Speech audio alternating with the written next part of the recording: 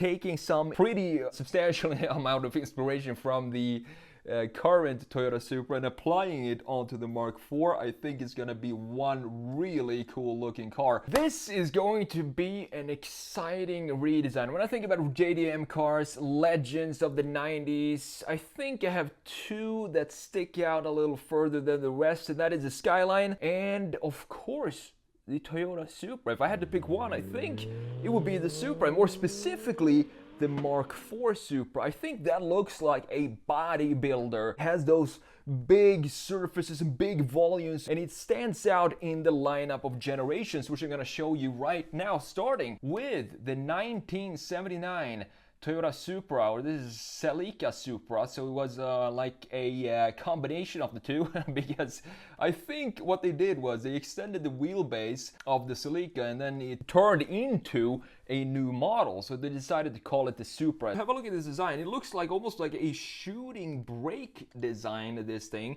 because we have such a long roofline that goes all the way back here before it dips slightly in the rear, so it creates almost like a wagon style rear end in this. We just have a little bit more of an angle here, or less of an angle. That would make it definitely a shooting brake, because we have two doors, and people get mad if you don't call a two-door wagon a shooting brake, even though it can be both. They are interchangeable. And then we go down to the 1982 Toyota Supra. I love this design. I think it's so cool.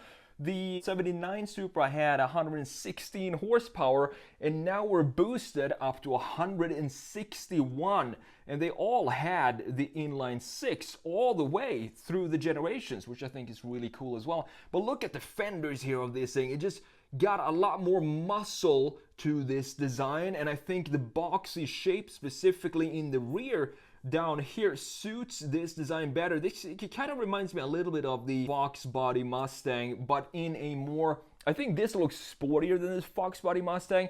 The reason for that is very simple. We have a sloping roofline right here, and we don't have a trunk like we have in the Mustang Fox body. And you can look at the front end. This also has a more of an angle to it, or more of a curvature going down, creating this nice chiseled front end and giving it this more sports car feel. I love the Gen 2 Supra. I think it's one of the coolest cars from that era, and just put some wheels on it, lower it just a tiny little bit, an inch or so, and you have a really cool looking car. Now going in to 1986, now we have a much more athletic looking design. It feels, looking at these side by side, it feels like this was stretched lengthwise, but I'm not sure if the wheelbase is actually any longer compared to the the second generation. And now we also have 200 horsepower and 0 to 60 in about 6 seconds for the third generation Supra. I do like this design as well, but I think it looks maybe a little less muscly than the second generation. I think this looks almost like a small muscle car, while this looks more like a nimble sports car. I'm not sure which Supra which it's supposed to be. I think Supra, specifically the Mark IV, has a good balance between looking nimble but also looking super powerful. That's what I love about the fourth generation that we have right here. And now we have the 1993 Mark IV. It has 320 horsepower, 4.6 seconds 0 to 60, limited top speed of 155 miles per hour for the 2JZ twin turbo model. And I love this design. I think it looks so cool. These proportions to me could definitely work still today, and that is what I'm going to show you in the redesign. What I'm gonna do is I'm gonna keep these gorgeous proportions, update the wheels, the graphics. You see this, for example, this intake is very soft, very rounded, and this is typical for the 90s. And so is, for example, the bodywork is very soft everywhere. There's not really any hard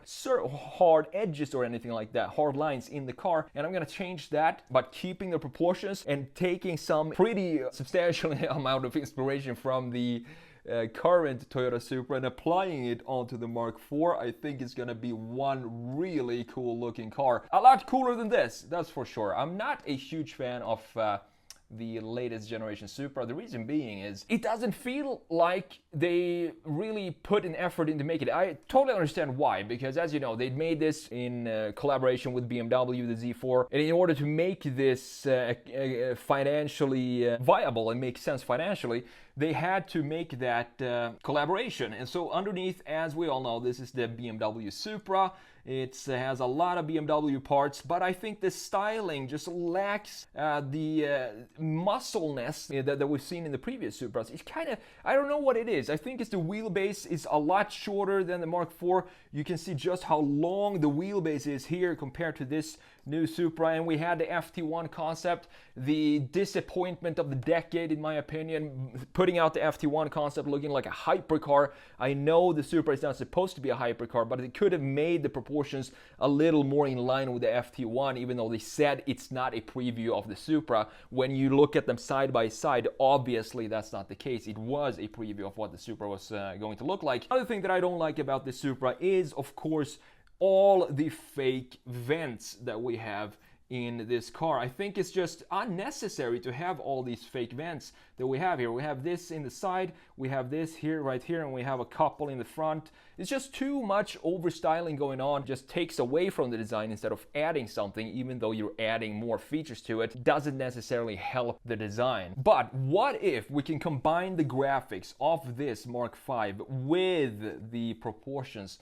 of the Mark IV? Good Lord, I think that would be a great design. And speaking of lords, what if you could become a lord or lady officially by owning some land in Scotland? And that brings me to today's sponsor, Established Titles. Established Titles is a very fun and unique way to preserve the woodlands of Scotland, but at the same time help global reforestation efforts. It's a project based on an old Scottish customs where landowners are referred to as lords or ladies. In my case, I decided to dedicate my plot of Scottish land to my cat Rosie, and she'll be referred to as Lady Rosie from now on. And they even sent out this proclamation officially made out to Lady Rosie. Now if you wanted, you could even change your name officially to Lord or Lady and get it on your credit cards or plane tickets, for example. Title Packs gives you at least 1 square foot of dedicated land on a private estate in Edelston, Scotland, and an official certificate with a crest. Your certificate features a unique plot number where you can see the exact location of your land. What I think is even more impressive is that Established Titles works together with global charities One Tree Planted and Trees for the Future to support global reforestation efforts. So with every order,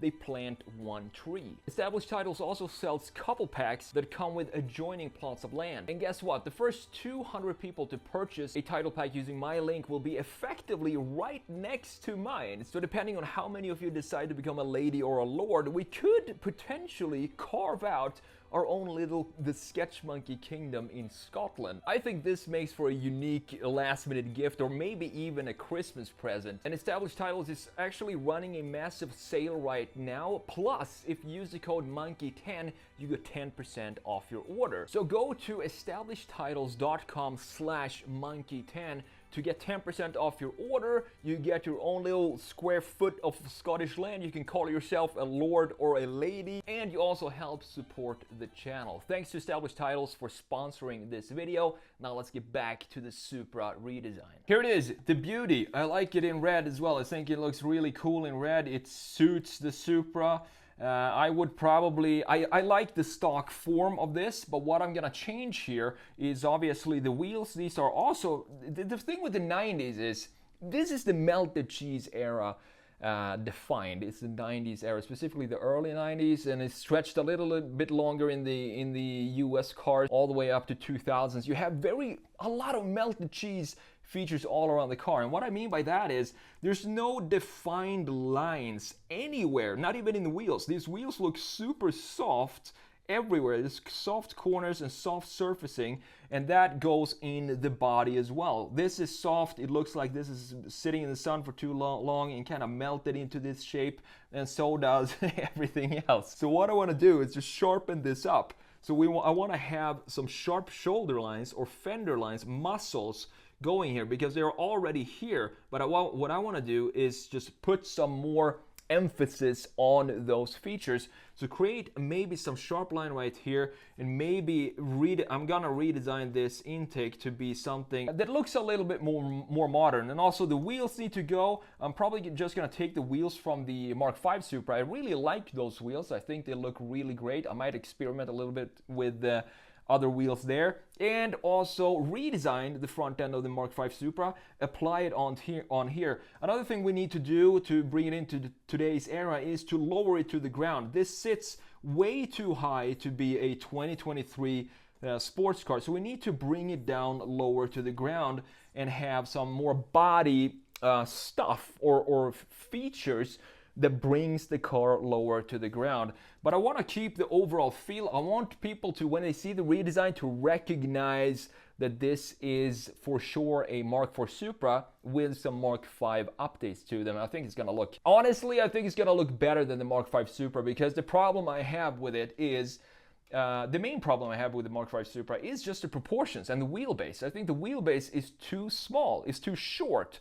And if you compare it to the previous generations, they had a solid wheelbase which kind of stretches out the lines of the car beautifully. But now, when you look at the Mark V Supra, specifically from a side view, obviously, you have the shorter wheelbase, and then you have a lot of lines going on, trying to find their way within this compressed space. The lines are not allowed to stretch out as they did in previous generations. So two things: you have the shorter wheelbase, and then you have more graphic features and more lines that now try to fit within this shorter wheelbase, and it creates a very busy design, and I don't think it has this natural flow to it that I want to see in a Supra. And that's something that I want to kind of bring back here in this redesign. So what I'm doing right here, I'm taking a lot of inspiration obviously from the Mark V. I think the graphic could probably work on a Mark IV Supra. I'm gonna